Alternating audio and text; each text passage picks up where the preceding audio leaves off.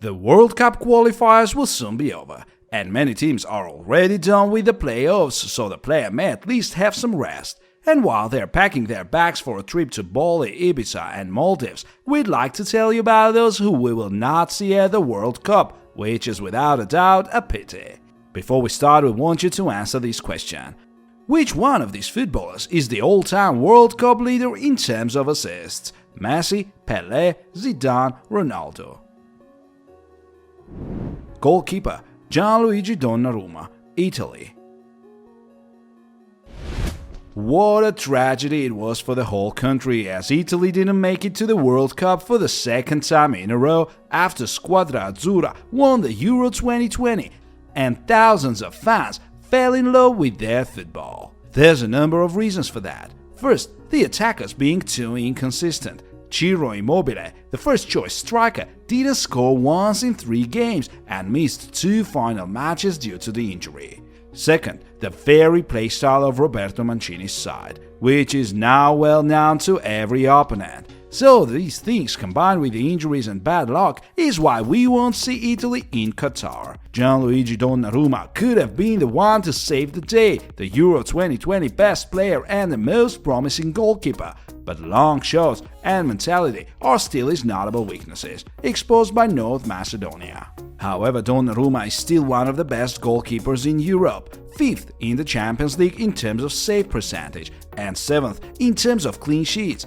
It would have been a decent Champions League performance for him if it were not that terrible mistake against Real Madrid. And as for the World Cup, that is something that Gianluigi will surely take part in, sooner or later. Left centre-back Andrew Robertson, Scotland. The Scotland national team does have some world-class footballers: Scott McTominay, John McGinn from Aston Villa, and of course Andrew Robertson. But none of them is able to carry the mediocre team by himself. Robertson, however, did his best and made 3 assists, which is the best result in the team, but it's hard to do more than that as a left-back. Scotland lost to Ukraine, and Andrew admitted that the opponents were the better team. This season's ending was really tough for Robertson and Liverpool, as their quadruple hopes were shattered, and instead Andrew had to suffer 3 losses in the most important games. Individually, however, he's been outstanding this season, as always, as only Salah and Trent have more Premier League assists, while Robertson is also among the top 10 players in terms of key passes and passes into the box. All that makes him probably the best left-back, and it's a pity he won't go to Qatar. Dear friends, we are making these videos for you, so please like this video, subscribe to our channel and hit the bell button. This will inspire us to work even harder. Thank you. Centre-back Giorgio Chiellini, Italy. Chiellini and Bonucci were probably the most colourful defensive duo of the Euro 2020, as their solid defending brought the trophy to Italy. But even the Italians can't play forever. Giorgio is 37 and Leonardo is 35, and they were unable to help their team in the qualifiers and in that very game against North Macedonia. Italy's defense is way less solid now, and it's a shame we won't see a final curtain call from Chiellini at the World Cup, as instead the great centre-back's international career had to end with an inglorious defeat against North Macedonia and another defeat against Argentina at the Finalissima. However, Chiellini is about to join the MLS team Los Angeles for a year and a half, so it's too early to say goodbye. Right centre-back David Alaba, Austria. David Alaba has already won everything on a club level, but is yet to play a World Cup game.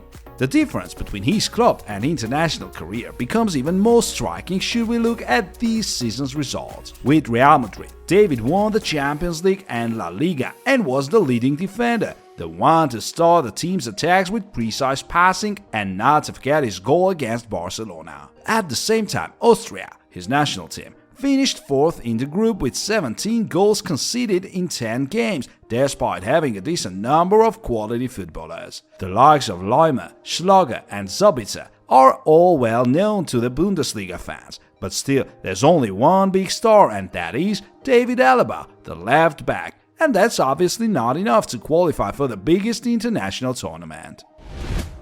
Left winger Riyad Mahrez, Algeria. Riyad Mahrez has been the most dangerous Man City attacker and also their best goalscorer this season, both in the Premier League and the Champions League. In the Champions League, the Algerian has been the third best player in terms of shots and key passes, fifth in terms of percentage of involvement in team goals, and eighth in terms of passes into the box. Unfortunately, Riyad hasn't been as good for his national side. Algeria, the African Cup of Nations winners, were among the favorites, but in the end suffered a terrible defeat against Cameroon. They won away 1-0 but conceded an early goal at home and were struggling to find an equalizer.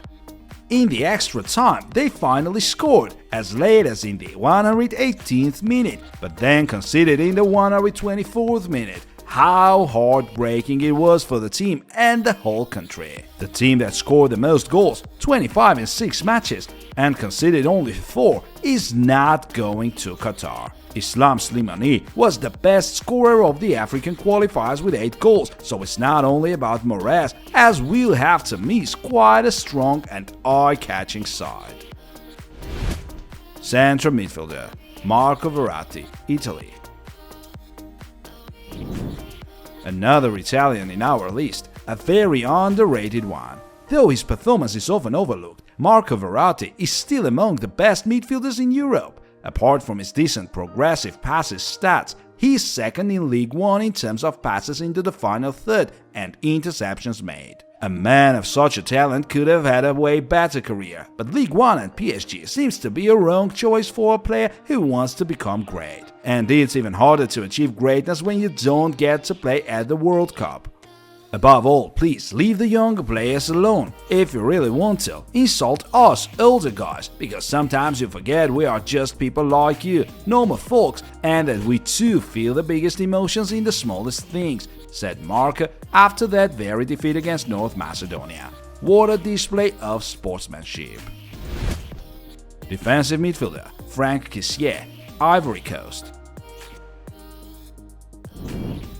The times of Drogba, Kalou and Yaya and Kolo Touré are gone for the Ivory Coast team. The likes of Ale, Zaha, Pepe and Bailly are no match for the former legends despite being quality footballers. There's only one true world-class footballer in the squad now, Franck Kessié, the AC Milan leader and one of the best midfielders in Serie A. This season he's had 3 tackles and 5 interceptions and 6 recovered balls per game, and apart from that has been a most confident penalty taker. Now Frank is about to join Barcelona and get himself a salary of 10 million euros per year, but will have to wait for another opportunity to show himself for his national team. Center attacking midfielder Alexander Zinchenko.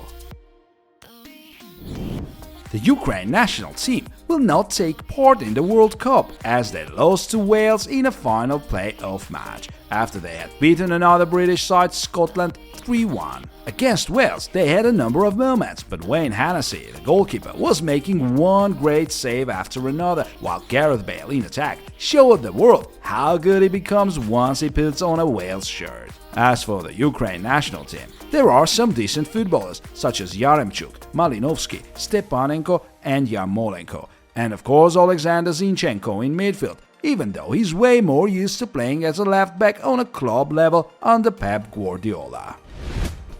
Right winger Mohamed Salah, Egypt. The 2 most well-known Arabic players were much anticipated in Qatar, Mahrez and Salah, and they both unfortunately won't be there. Just like Riyad, Mohamed lost the decisive playoff fixture against his teammate Sadio Mané's side, Senegal. The 2 teams played each other in the African Cup of Nations final before that. Egypt lost the penalty shootout and Salah didn't even have a chance to take a shot. The playoff match could have been the moment of revenge for Salah, but after Egypt had won 1-0, they lost 1-0 in the second leg, and once again their opponents won the penalty shootout. That time Salah was the first to shoot, and his shot went off target. There was a lot of drama afterwards as the Egypt fans accused the Senegalese of targeting Salah with laser beams, but the game was over and there was no chance of any rematch. All in all, it was a terrible campaign for Salah as he didn't score or make an assist once in 6 games. That's not what the fans expect from their leader and national hero. But his words after the loss were no better than his performance, as Mohamed hinted at retiring from the national team. "I'm proud to have played with you, and what happened was out of our control because they were penalty shootouts. There's not much I can say, but it was a privilege to play alongside you, whether I'll be here or not afterwards." Centre forward Erling Haaland, Norway. Norway was never among the best teams in Europe. Last time they went to a World Cup was in 1998. The modern-day Norway, however, has some hopes as there are some very promising young players. First of all, Martin Ødegaard and Erling Haaland. Norway was doing pretty well in the top group with the Netherlands and Turkey and were even going first. But Haaland's injury pretty much ruined everything, as without the leader, Norway played in a draw against Latvia and were left with no chance of qualifying. After Erling was back, however, he kept on scoring. He scored a brace against Sweden in a Nations League match and now has 18 goals in 19 international games, as he's been scoring in 7 matches in a row. As for Haaland's performance on a club level, he's been the 3rd best Bundesliga player in terms of goal contributions, 8th in terms of percentage of involvement in team goals, and 9th as far as shots are concerned. Pretty solid stats for a player who had to miss more than 3 months due to injuries. So there's no need to despair as Haaland is only 21 years old and is yet to play at the World Cup. Centre forward Zlatan Ibrahimovic, Sweden. Another Scandinavian, Zlatan Ibrahimovic, has already been at the World Cup, but it was years ago, in 2006. He could have gone to Russia in 2018 but had decided to retire from international football 2 years before. In 2020 though, Zlatan decided to make a glorious comeback and played 5 games for Sweden in the qualifiers and made 2 assists, but was unable to help his team against Poland. It looked like a last chance for the 40-year-old striker, but after all we're talking about Zlatan, so who knows what we should expect from him. We're very disappointed, and that's understandable as everybody wants to play at the World Cup and to feel those emotions. As for my future, as long as I can stay healthy and play and contribute something, I will continue for as long as I can. Other players we won't see in Qatar.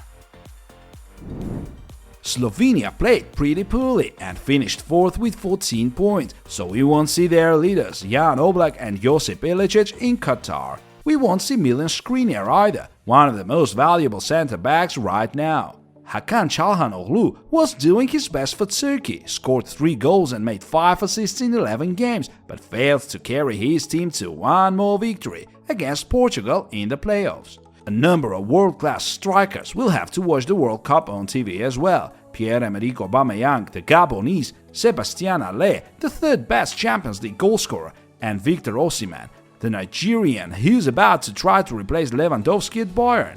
In South America, Colombia and Chile didn't make it, so we won't see the likes of Vidal, Alexis, Falcao and Luis Diaz playing at the World Cup too.